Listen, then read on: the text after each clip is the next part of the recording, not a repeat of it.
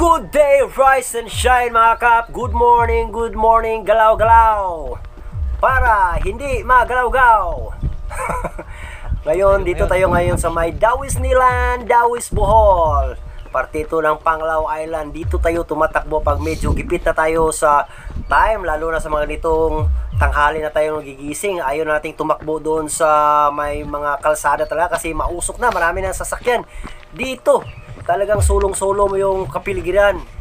O nga lang, puro uphill pero talagang masaya. Konti lang yung distance pero sulit. Pero puro uphill talaga. Uphill, iaangat kita. Dito ako tumatakbo. Ito yung mga ruta natin pag nag-MTB tayo kasi talagang short distance lang pero pawis agad. Nandito na tayo dito sa peak na tayo ngayon. Dito sa, iwan ko ba kung anong tawag dito sa hill na to. Part ba ito ng Dawisler?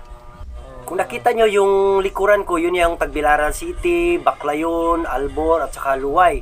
At yung kinatatayuan natin mismo, ito yung part ng isla ng Panglao Island. And masaya dito lalo na pag nag-MTB ka kasi napakaraming stages ng mga ruta dito. May mga technical, sobrang technical at medyo mayroon ding mga ano lang, mga moderate lang. At dito na lang tayo hanggang sa muli. Kita-kits, takbo!